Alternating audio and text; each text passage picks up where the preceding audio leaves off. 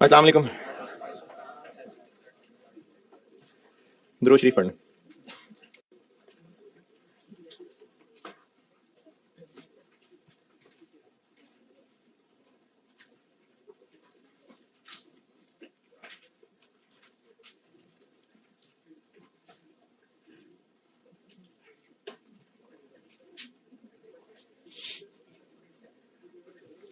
सवाल लिखें।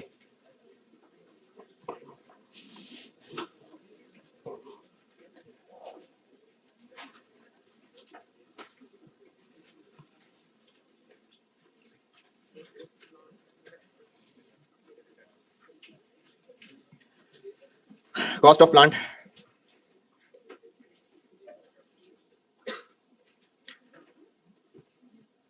80,000। Cost of plant 80,000। Life 4 years।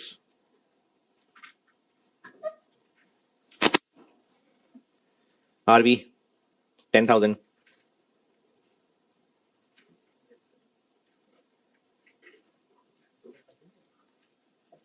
Sales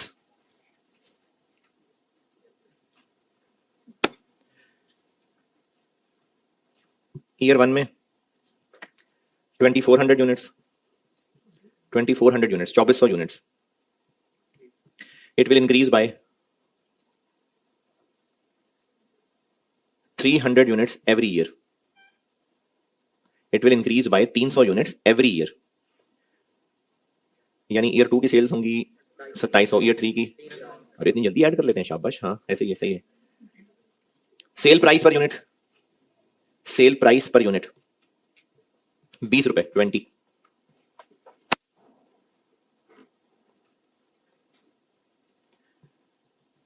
variable production cost, variable production cost 40%, 40% of sales.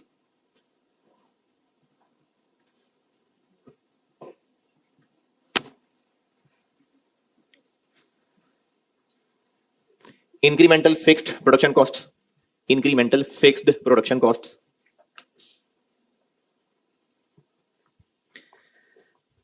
3500 per year, 3,500 per year. Allocated fixed FOH, allocated fixed FOH 2000 per year, 2,000 रुपए per year.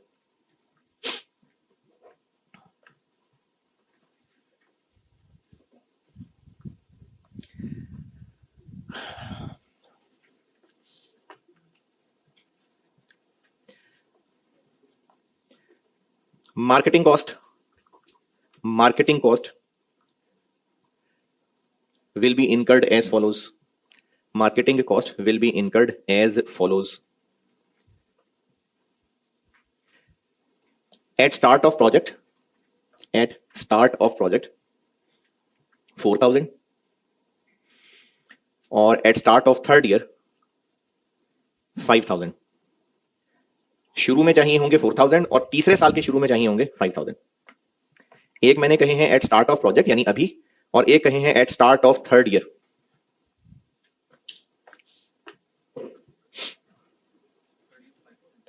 पता नहीं, पहले 4,000 है फिर 5,000 है। हाँ,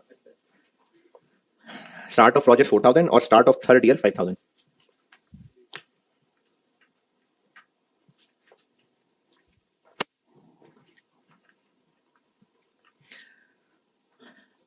A special machine, a special machine will also be used, will also be used for this project in first 2 years only। पहले 2 साल में चाहिए होगी बस। in first 2 years only। this machine is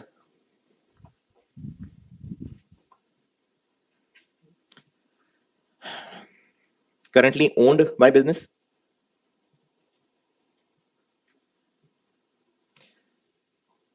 and will be rented out, will be rented out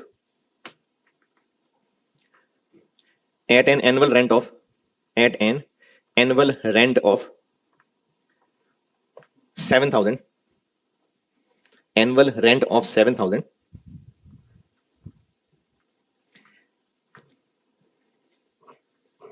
payable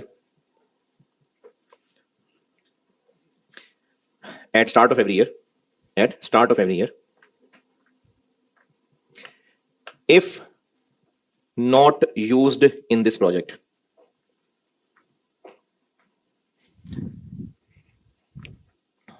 यानी हमें इस project के लिए पहले 2 साल एक मशीन चाहिए जो अभी हमारे पास है, और हम एनुअली 7,000 किराए पे दिया करते हैं। अगर इस प्रोजेक्ट पे ना यूज हुई तो फिर भी किराए पे ही दे देंगे।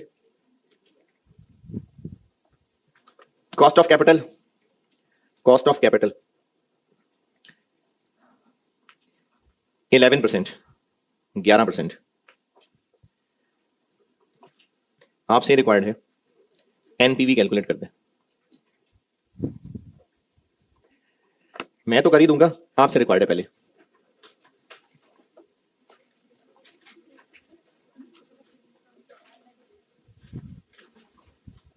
अभी इस वक्त ना मुझे इससे कोई गर्ज नहीं है कि आप कौन सी लाइन पहले लिखें, बस सिर्फ इतना देखना चाह रहा हूं कि आप कौन कौन सी लाइन लिखते हैं और किस किस कॉलम में लिखते हैं।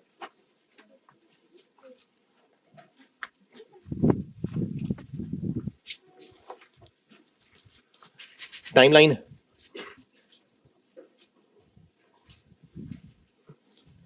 और कैश फ्लोज आ जाएंगे।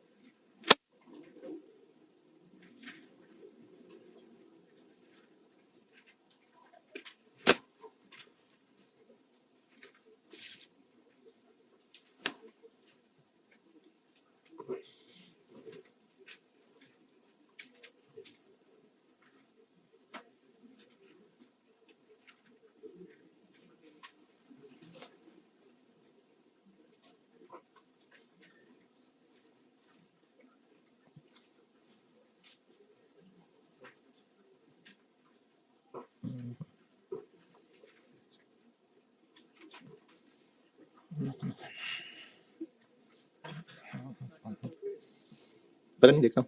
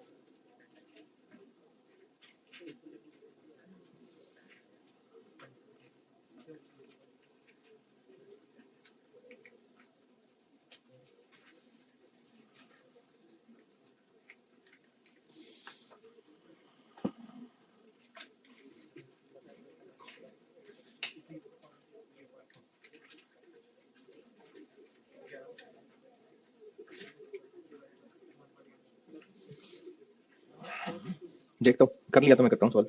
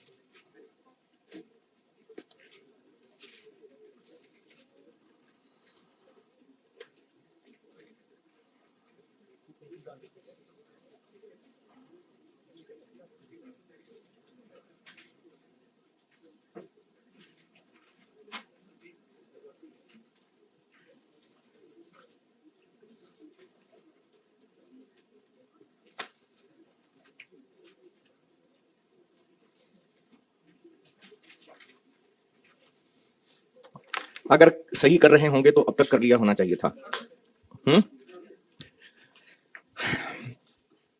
अच्छा, अब इसकी exam presentation point of view से चूंकि सवाल में यूनिट्स भी नहीं है, खुद निकालने पड़ेंगे, तो हम एग्जामिनर को कह देते हैं कि यूनिट्स ये हम तुम्हें वर्किंग वन में दिखा देते हैं इनटू 20 रुपए। सेल प्राइस दी है तुमने, यूनिट्स हम तुम्हें वर्किंग वन में निकाल देते हैं। तो working one units year one के 2400। अच्छा, ये भी ना एक बिल्कुल मुनासिब सी रीजनेबल प्रेजेंटेशन है कि हम ईयर 2, ईयर 3 और ईयर 4 इनके बारे में एग्जामिनर को कह देते हैं LY plus 300, last year plus 300, तो 2400 नहीं 2700, 3000 और 33। तो ये एग्जामिनर को यूनिट्स निकाल दिए इनटू 20 रुपए, तो सेल्स आ जाएंगी 48,000, 54, 60 और 66।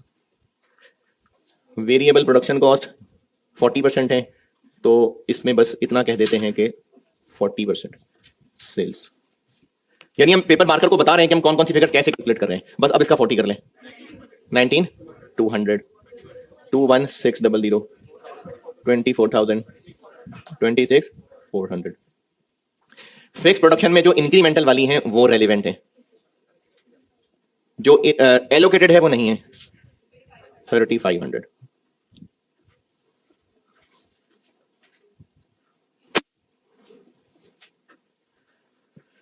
मार्केटिंग रेलिवेंट है कि नहीं? बिल्कुल है। तो मार्केटिंग का खर्चा एक होगा स्टार्ट ऑफ प्रोजेक्ट यानी 0 पे, कितना 4000। एक होगा तीसरे साल के शुरू में टाइमलाइन पे 0.2 5000। इस पे इतराज शर्माए नहीं, कोई मसला है किसी को तो बताएं। स्टार्ट ऑफ प्रोजेक्ट यानी for time 0, start of year 3 यानी टाइम लाइन पे 0.2। अच्छा, मशीन हमें किराए पे जो इनकम कमाया करते हैं वो कुर्बान करनी पड़ेगी, तो मशीन का रेंट हमारे लिए एक रेलेवेंट आउटफ्लो होगा। और बस पहले 2 साल चाहिए, तो वो जो पहले 2 साल में साल के शुरू में 7-7 हजार आना था वो कुर्बान करना पड़ेगा। पहले 2 साल और किराया मिलना भी साल के शुरू में था, तो ईयर 1 का शुरू, ईयर 2 का शुरू। इसमें भी गड़बड़ है। और क्या है? बस प्लांट है 0 पे 80,000 और एंड पे 10,000, 91,000, 18 300 325 00। डिस्काउंट रेट है 11%, तो 11% पे डिस्काउंट फैक्टर आ जाएगा 1.90 175 731 659।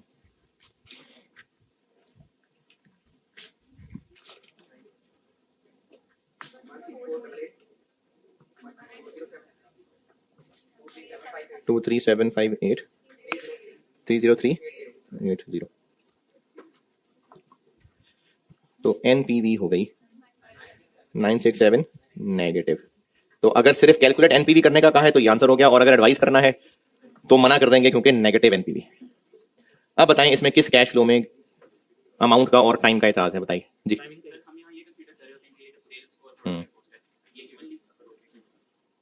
मैं इसका भी देता हूं जवाब, हाँ जी। और कोई एतराज? अच्छा अच्छा, मैंने ना इसमें आपको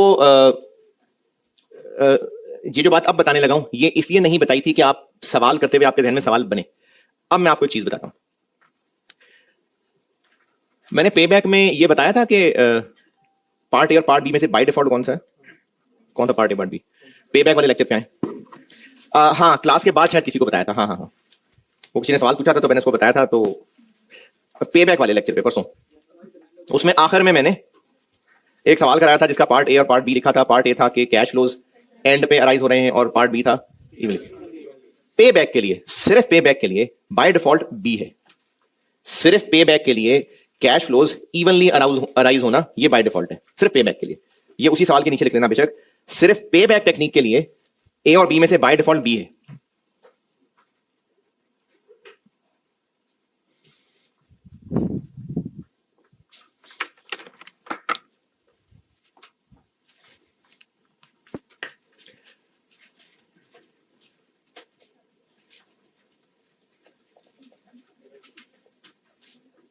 डीसीएफ टेक्निक्स वाले सवाल यानी एनपीवी और आईआरआर वाले सवाल के लिए ना कुछ 2-3 असम्पशन है। सवालों की आसानी के लिए ये 2-3 असम्पशंस फॉलो हो रही होती हैं।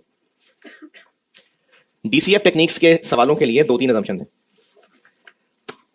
और असम्पशन वहां फॉलो होती है जहां खामोशी हो। अगर क्लियरली कुछ कह दिया तो फिर कह दिया, वरना खामोशी है तो असम्पशन है।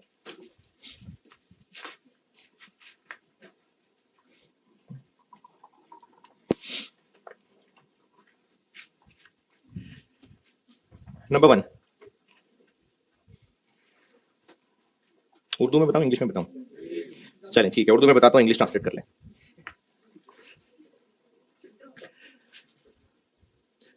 जो इनिशियल इन्वेस्टमेंट है वो टाइम 0 पे अकर हुआ करेगा कैश फ्लो। इनिशियल इन्वेस्टमेंट का आउटफ्लो टाइम 0 पे आता है। अच्छा, अब आप कहें कि इसमें assumption वाली क्या बात है? क्योंकि सवाल में ऐसा हो सकता है कि हमने जो फैक्ट्री सेटअप करनी है उसमें 2 साल लग जाएंगे, कुछ पैसा 0 पे होगा, कुछ साल बाद पे होगा, कुछ 2 साल बाद पे होगा। तो सवाल में ऐसा हो सकता है। खामोशी है तो बाय डिफॉल्ट 0 पे हुआ करेगा। ये मतलब है इस पहली असम्पशन का कि जो इनिशियल इन्वेस्टमेंट है वो आउटफ्लो टाइम 0 पे आया करेगा। इसको असम्पशन इसलिए कह रहा हूं क्योंकि सवाल में कुछ अलग हो सकता है। सवाल वाला कह सकता है कि इस फैक्ट्री सेटअप में 1 साल लगेगा, शुरू में इतने पैसे देंगे, साल बाद इतने पैसे देंगे, फिर तो कह दिया सवाल ने। नहीं कुछ ऐसा कहा तो जो भी इन्वेस्टमेंट है वो सब 0 पे ही आएगी। दूसरी असम्पशन,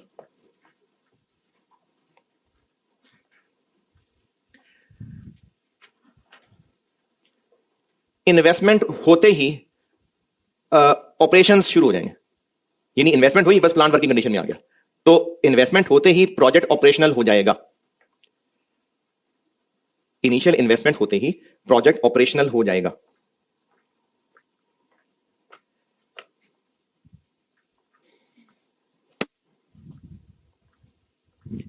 तीसरी बात,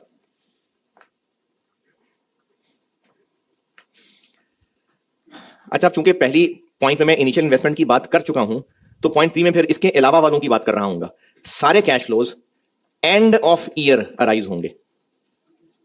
जितने भी कैश फ्लोज हैं, अब देखिए इस 80,000 के अलावा सारे cash flows end of year arise होंगे। सारे कैश फ्लोज इनिशियल इन्वेस्टमेंट के अलावा एंड ऑफ ईयर अराइज होंगे। अच्छा, इसको मैं assumption क्यों कह रहा हूं? अगर शुरू में करने हुए तो सवाल वाला बताएगा, ये जो 7,000 है, अगर मैं इस सवाल में सिर्फ ये कह देता कि annual rent 7,000, start of year ना बोलता, तो फिर हम उसको 1 और 2 पे लिखते। अगर मैं ये कह देता कि मार्केटिंग का कैश फ्लो थर्ड ईयर में 4-5,000 रुपए होगा, थर्ड ईयर में, तो मैं 3 पे लिखता। ये मुराद है इस assumption से कि जितने भी सवाल के कैश फ्लोज हैं वो एंड ऑफ ईयर अराइज होने, अगर कोई स्टार्ट ऑफ ईयर होगा तो बताया होगा। तीसरा पॉइंट रिपीट कर रहा हूं, सारे cash flows end of year arise होने हैं, अगर कोई स्टार्ट ऑफ ईयर होना होगा तो अलग से बताया होगा।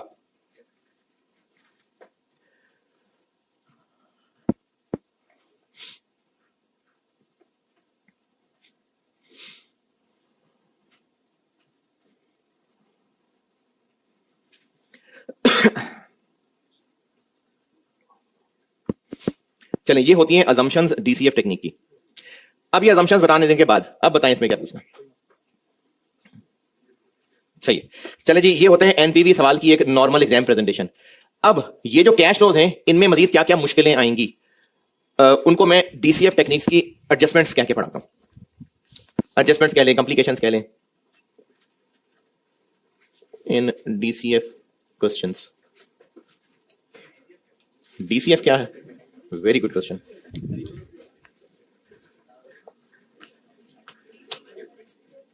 D for dog, C for cat, F for fight. DCF है discounted cash flow.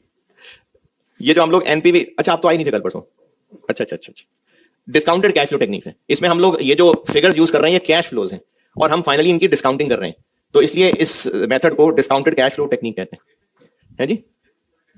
Value use से मिलती जुलती चीजें, हाँ, उसमें भी कैश फ्लोज ही होते थे। अच्छा, वो इस दफा FAR 1 में वो हुआ है, वो इनकम भी दी हुई थी और कैश फ्लो भी, है ना? हाँ, है। उसमें से क्या यूज करना था? वैल्यू यूज होती है present value of future cash flows, future income expenses नहीं, कैश फ्लोज। तो कैश फ्लोज लेने।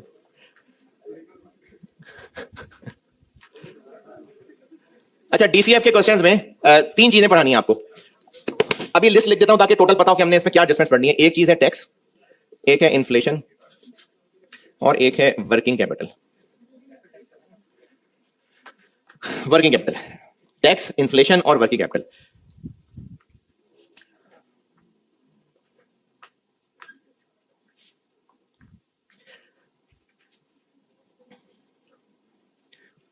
अच्छा, ये जब सब करा दूंगा ना विद मैक्सिमम प्रैक्टिस, तो शॉर्ट टर्म डिसीजन मेकिंग में एक वो पोर्शन था रेलेवेंट कॉस्टिंग का, कि मटेरियल रेगुलर है नहीं है, लेबर परमानेंट है, स्पेयर टाइम है नहीं है, वो मिक्स करके भी 1-2 सवाल आए हुए हैं इसमें।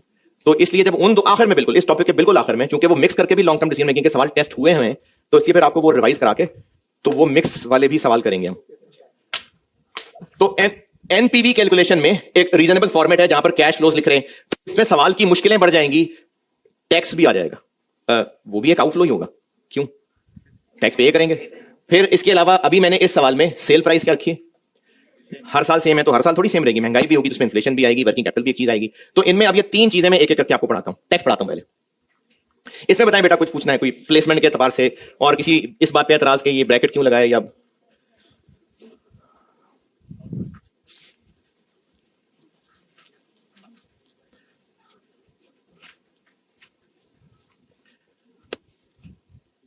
यार वैल्यू यूज में इनकम से यूज करके आए हैं।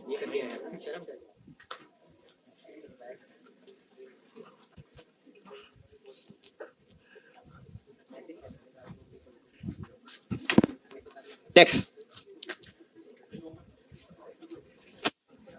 टैक्स। अच्छा, इसमें जो लोग FAR 2 पढ़े हैं, कोई करंट टैक्स, डेफर्ड टैक्स नहीं है, सादी सी टैक्स की कैलकुलेशन है, और वो जो टैक्स कैलकुलेट होगा वो एक आउटफ्लो होगा।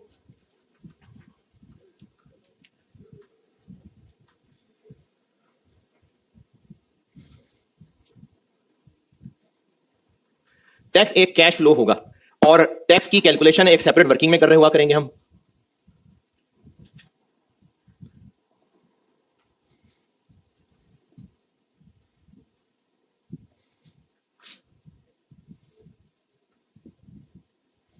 और यहां पर फिर डेप्रिसिएशन की कैलकुलेशन भी आएगी।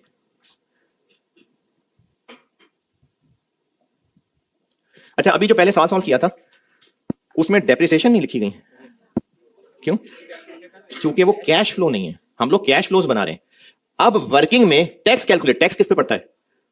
प्रॉफिट पे। तो प्रॉफिट निकालने के लिए डेप्रिसिएशन हम वर्किंग में यूज करने हुआ करेंगे।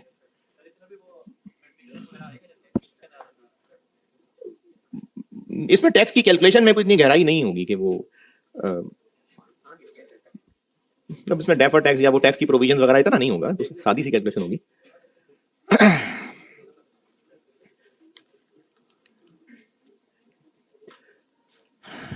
चलें, टैक्स की वैरायटियां जो हैं वो काफी सारी सवालों से सिखाता हूं।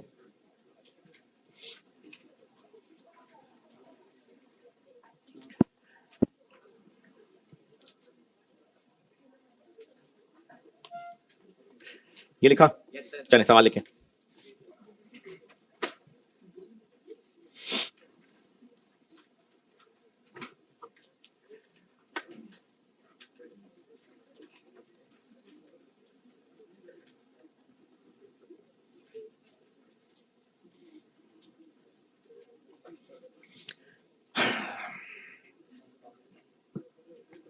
प्लांट की कॉस्ट 70,000।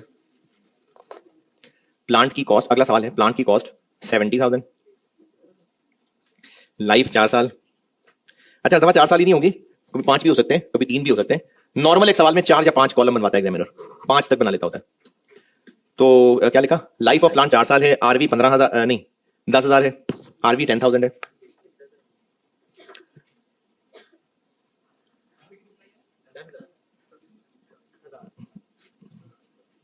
सेल्स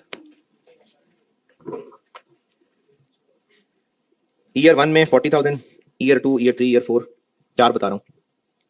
सेल्स बता रहा हूं ईयर 1, 2, 3, 4। ईयर 1 में 40,000, year 2 50,000,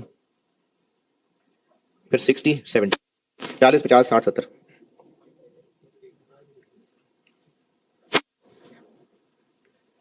variable production cost, variable production cost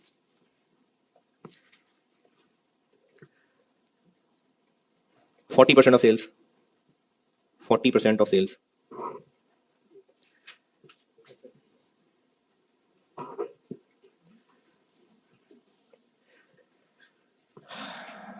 fixed production cost, fixed production cost 2500, 2500 per year.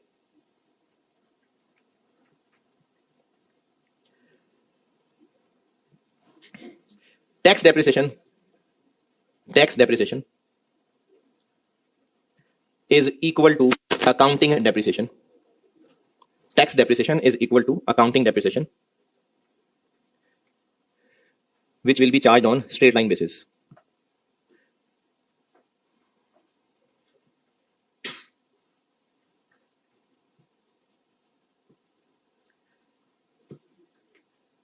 Tax rate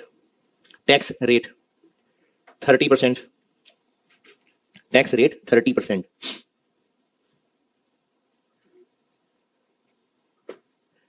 Cost of capital 14%। 14% मुझसे रिक्वायर्ड है, एडवाइस करें प्लांट खरीदना है या नहीं खरीदना।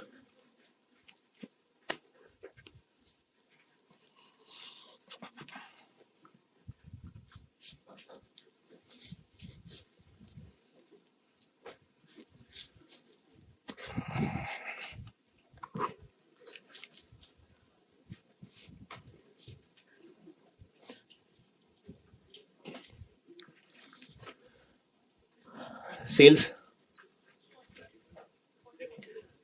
40, 50, 70। अच्छा, मैं आगे किसी सवाल में ऐसा कर भी दूंगा, अभी चलो जबानी बता देता हूं। चूंकि सेल्स सवाल में गिवन है और वेरिएबल कॉस्ट कहा है 40% ऑफ सेल्स है, तो आप 2 लाइनें लिखने की बजाय कंट्रीब्यूशन की लाइन भी लिख सकते हैं, और एग्जामिनर को आप ब्रैकेट में ये कह सकते हैं कि कंट्रीब्यूशन सेल्स दीमी है तुमने इनटू 60%। तो बिल्कुल ठीक है ऐसे।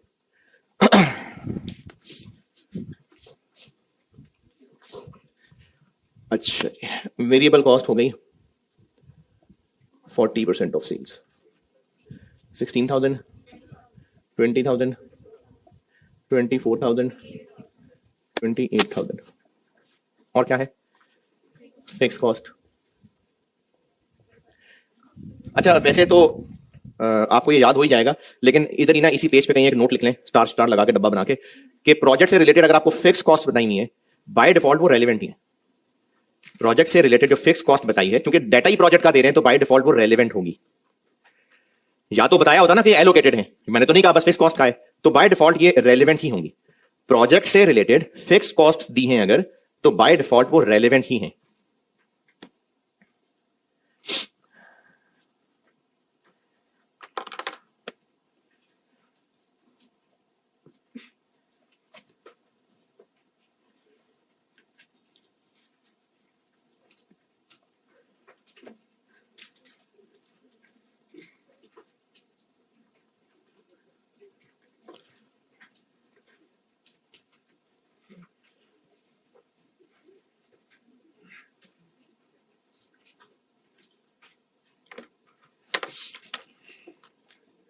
जी कितना है 2500।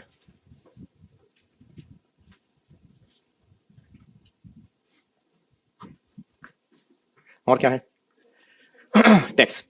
अच्छा आप में से कुछ रिपीटर बच्चे भी हो सकते हैं, ये रिकॉर्डिंग सुन रहे होंगे, चाहे वो ये लेक्चर अभी सुन रहे हैं चाहे रिजल्ट के बाद उनको मौका मिला कुदरत की तरफ से लेक्चर सुनने का, तो वो सुन रहे होंगे। और अगर वो किसी और टीचर से पढ़े हैं तो इसकी ना एक प्रेजेंटेशन ये भी होती है कि डेप्रिसिएशन, ये मैं रिपीटर से बात कर रहा हूं, यहां डेप्रिसिएशन लेस टैक्स कैलकुलेट कर लें, फिर डेप्रिसिएशन ऐड बैक, ये सिर्फ रिपीटर्स की बात कर रहा हूं, डेप्रिसिएशन लेस उसके बाद डेप्रिसिएशन ऐड बैक, ये भी एक तरीका होता है। टैक्स की कैलकुलेशन के ना 2-3 तरीके हैं, मैं आपको वो एक तरीका सिखा रहा हूं जो सब सवालों में सबसे सेफ है, यानी हर तरह की मुश्किल में वो वाला तरीका फिट बैठता है, मैं वही वाला एक तरीका सिखा रहा हूं। हम करेंगे इनका नेट टोटल। अच्छा ये मैंने बेशक कैश फ्लोज लिखे हुए हैं, लेकिन ये इनकम एक्सपेंस वाले ही है ना। प्लांट का कैश फ्लो, प्लांट की आरवी, वो कोई इनकम एक्सपेंस थोड़ी है, तो इसलिए हम जब टैक्स अगर सवाल में आ गया तो हम जब वो वाले कैश फ्लोज लिख लेंगे जो 12 इनकम एक्सपेंसेस वाले हैं, उनका फिर हम एक सब टोटल कर देंगे। प्लांट की लाइन नहीं लिखनी अभी।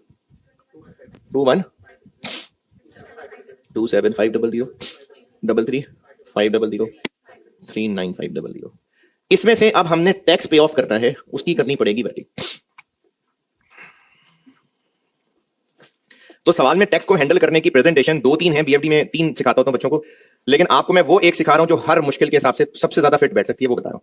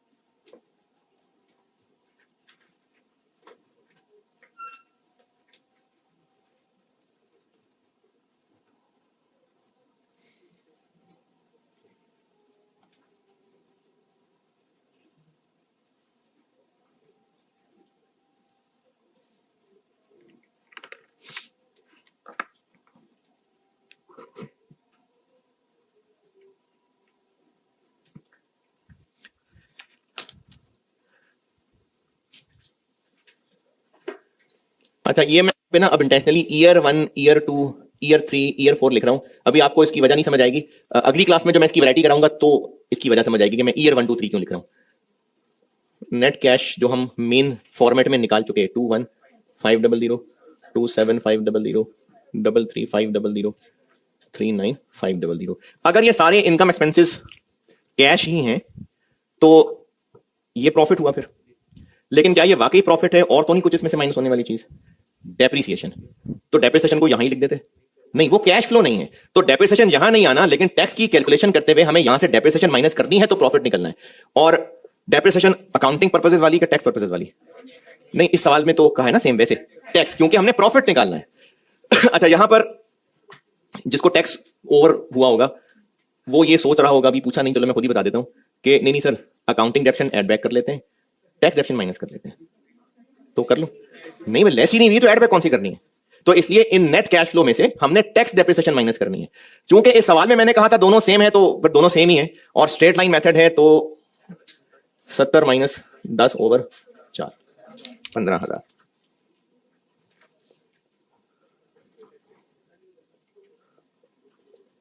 तो प्रॉफिट बन जाएगा 6,500 12500 17 1850।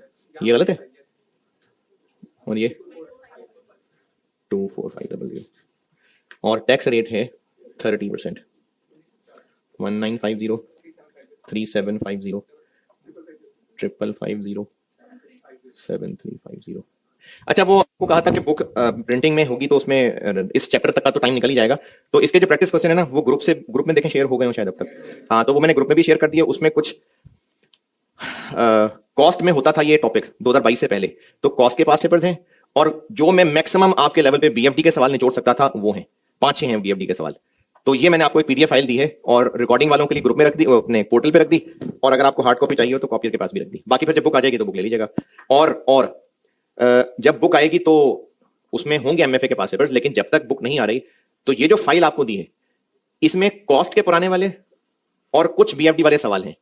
एमएफए की जो 6 टाइम्स गुजरी वो मैंने इसमें नहीं डाले हुए, वो आप लोग वैसे आईकैप की वेबसाइट से डाउनलोड करके रख लें अपने पास, क्योंकि बुक आएगी तो बुक में तो प्रिंटेड होंगे ही, तो क्लास में जब कराने होंगे तो वो आप अपने पास डाउनलोडेड रख लें। एमएफए की 6 टाइम्स गुजरी हैं अब तक, वो आपके पास डाउनलोडेड हो। और ये जो मैंने मजीद फाइल दी है ये टोटल प्रैक्टिस मटेरियल है लॉन्ग टर्म डिसीजन मेकिंग। बाकी जब बुक आएगी तो उसमें सब कुछ प्रिंटेड होगा, वो ले लीजिएगा जी। जो कैश नहीं होगा नहीं, हाँ एक वर्किंग कैपिटल में एक आगे चल के चीज पढ़ाऊंगा, वो इन्वेंट्री का लॉस। हाँ हो सकता है। Tax calculation done. तो टैक्स को हम यहाँ आउटफ्लो लिख लेते हैं 950 3750 555 और 7350 और प्लांट की लाइन आ गई 70,000 और 10,000 70 19,550 23750 27950 42150। डिस्काउंट फैक्टर कितना? 14% पे 1.877.669.675.592।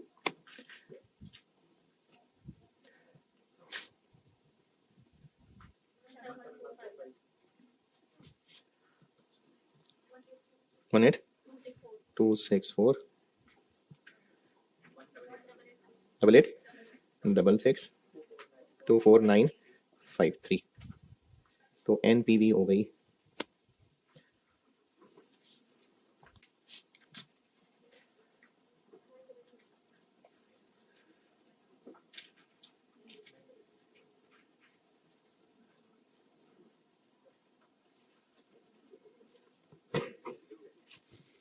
जी।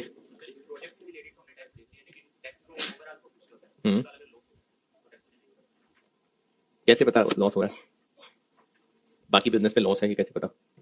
नहीं पता ना, तो नहीं है, इंशाल्लाह नहीं है लॉस। लेकिन मैं ये बाकियों को सवाल इसलिए नहीं दोहरा रहा, ये टैक्स की कैलकुलेशन की ना मैं अगली क्लास में और वैरायटियां कराऊंगा, तो लॉस लाऊंगा उसमें।